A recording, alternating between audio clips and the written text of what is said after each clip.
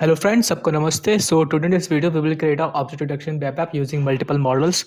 The models which we use for the use here is apple, banana, orange, beer, train, tumor, number plate, pothole, paper, rock, scissor. Okay, so these are the models which we use, and it's a dictionary in which these names act as a keys which contain class names as a key and a weight name. Okay, so let's get started.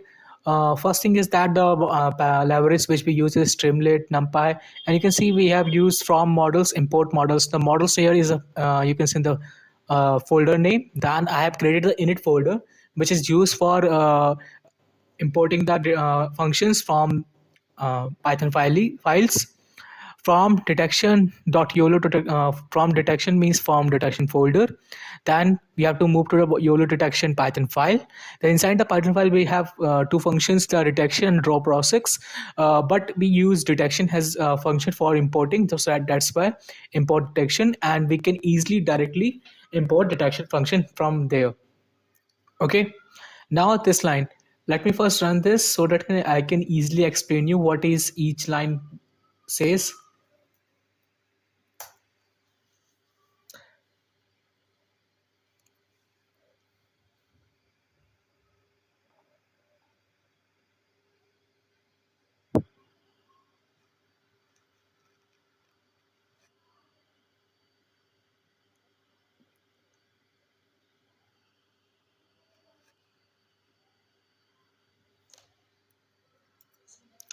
So here you can see this is a web app which we created. So this line, let me close this line, st page config page title, page title will be object detection, app layout will be white. What does this mean? This line basically indicating this part of the web app, object detection app.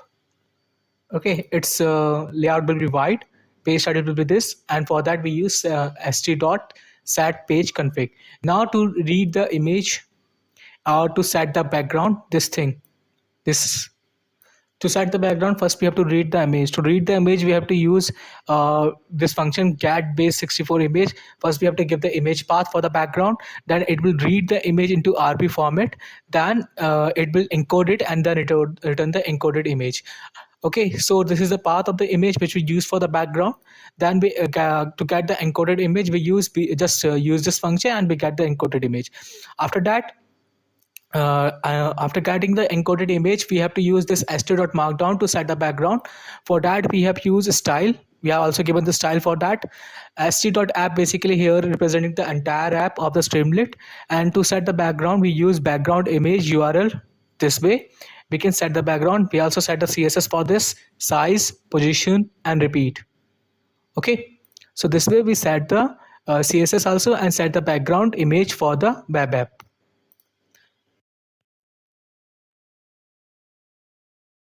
Okay, this is a title, st.markdown div division class will be title, means the class will be title, and this is a text inside this, and the title, and this for this title the CSS is represented here. You can use st.markdown, then style, then dot title will represent this title as a class.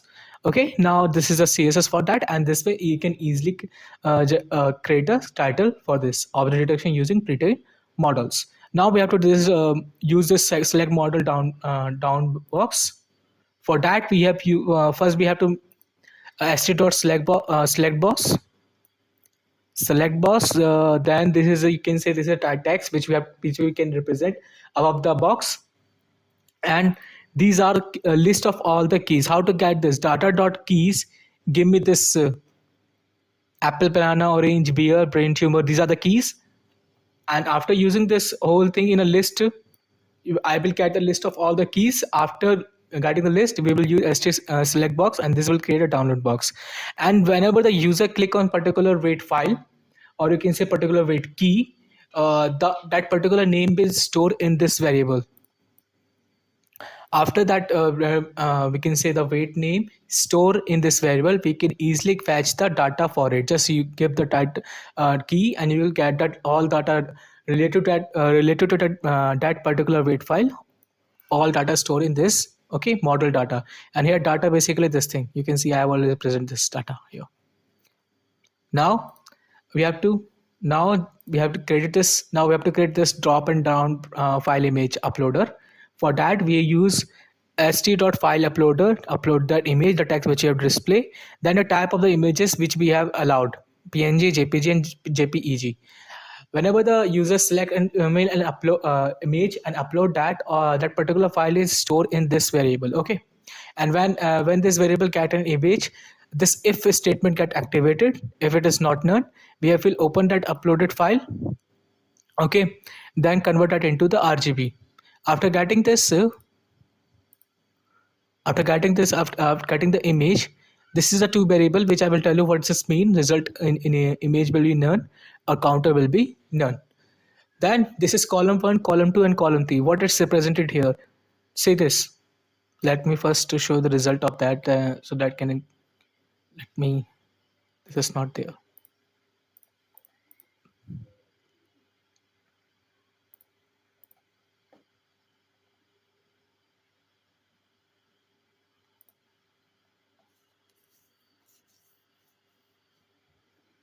So you can see this is a 3 columns: uploaded image, detected output and run detection. So this columns, column 1 and column 2, column 3, these 3 column represented that thing. st dot column 1.21 or 1.2 is a gap, is a width of the width ratio, and gap will be between each column will be large.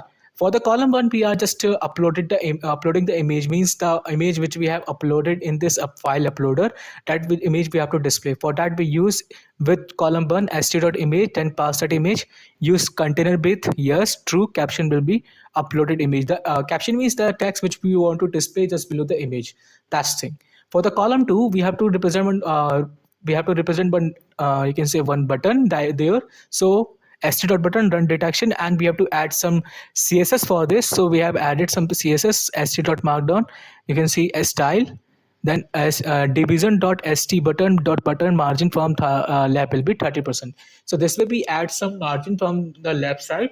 Okay, so this will be add some css in it. After, whenever user click on this button, the button click will get activated, and if get activated, this if statement get activated. After getting this statement activated, spinner will get activated. Spinner will display that there.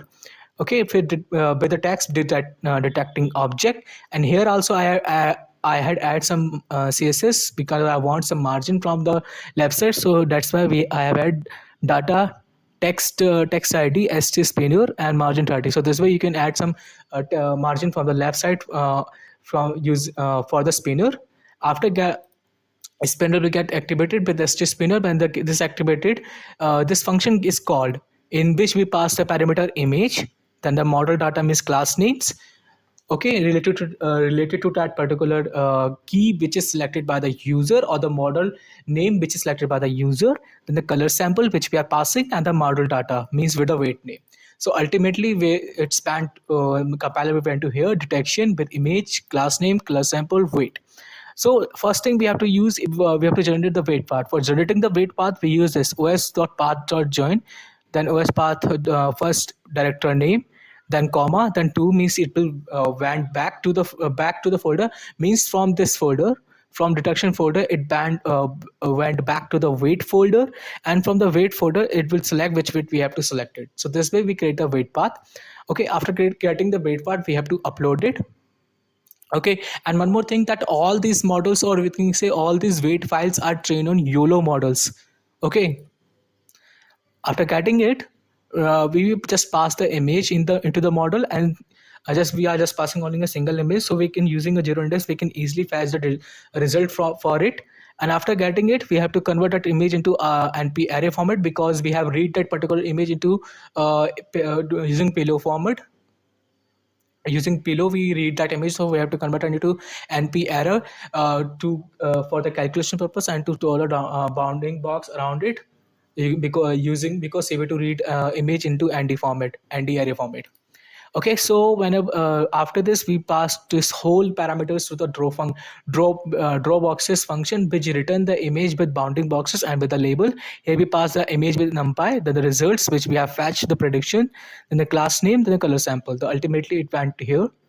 image, result, class name, class color. First, you make the copy of that, and result dot boxes basically captured all the boxes. And why I had used a for loop here, because it might be possible that a single image contain multiple objects. So that's why I have used for loop, so that I can easily create bounding box for each object. Then result dot boxes give me for the first iteration, box contain x by box dot x by 0. It can return me the bounding box coordinates. And why using to extract all this x min, y min, x min, y max value, I have to use a map, and all this value has to be converted into int. So that's why I have used here int. To get the class id, I have for box dot class and 0 give me the class id. Okay. After getting the class id, we can easily get the class name. Just use this variable and pass the class id, you will get the class name. Okay, and it's stored in this label, means we have already converted that into the string format, so it's stored in label variable. And color sample, you already know. In color sample is basically colors, which is the highlight color, which is used for the creating the bounding box around the object. So from that, there it's randomly select the color from it, one color. After selecting the one color, it will create the rectangle around the object one by one for each iteration. X min, y min, top left coordinates, x max, y max, bottom right coordinates, then the color, then the thickness.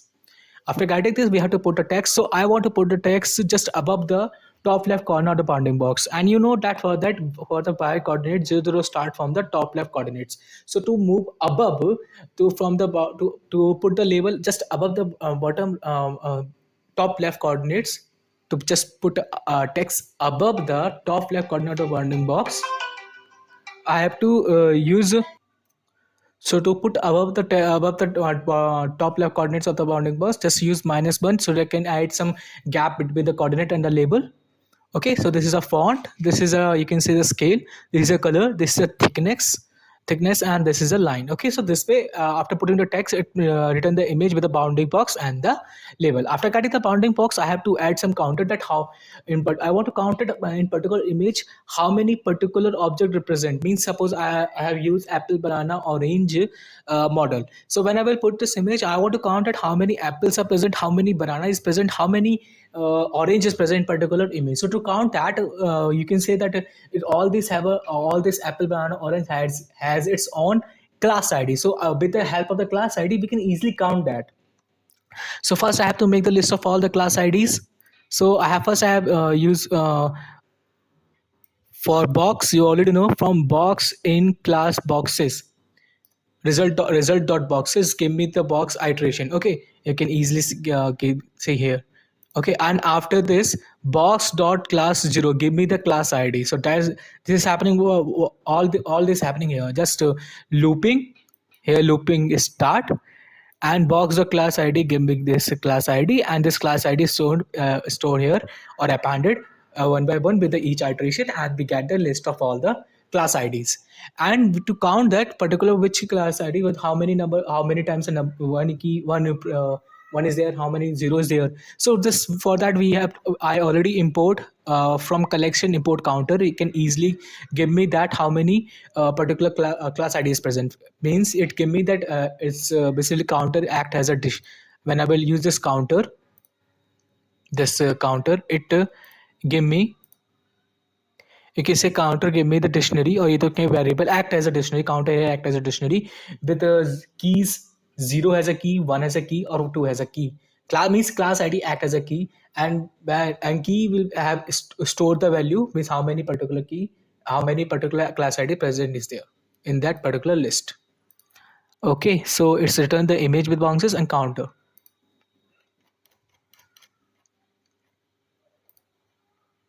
So this way I get the result index and the result image and the counter. Result image means the image with the bounding box.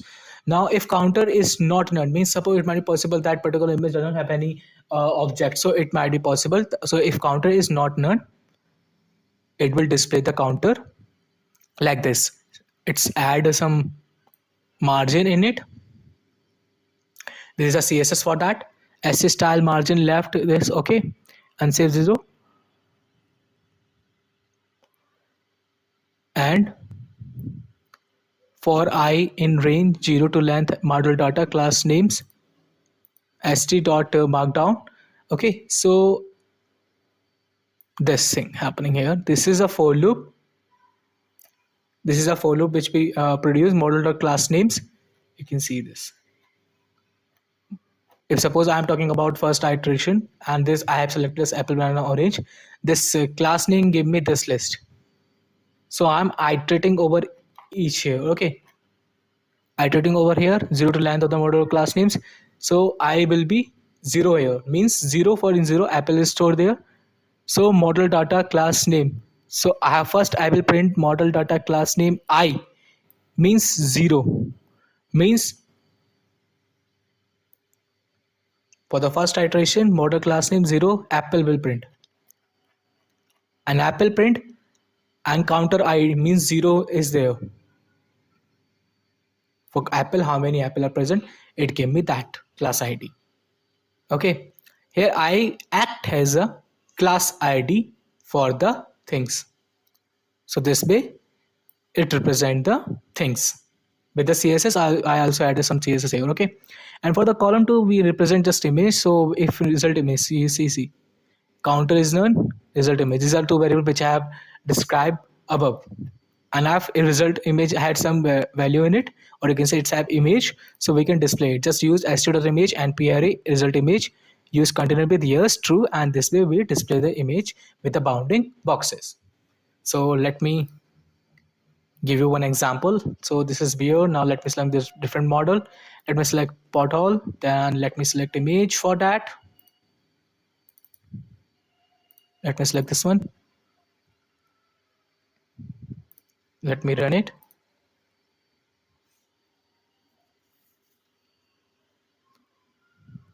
Okay, so basically this counter basically work when we have multiple for one model we have multiple, you can say, let me select this one, paper rock paper scissors. So multiple class names which we have, that's at that time it's worth worth for use. Let me select one. Yeah, let me select this one. See, it return me that how many uh, rock paper scissors is there. Paper one rock means the model is not particular, but it's give me the details that how many paper is there, how many rocks is there. So this way you can create a map with multiple model which are trained on YOLO. Okay. So please, I have explained each everything. So please like, share, and subscribe. Thanks to all.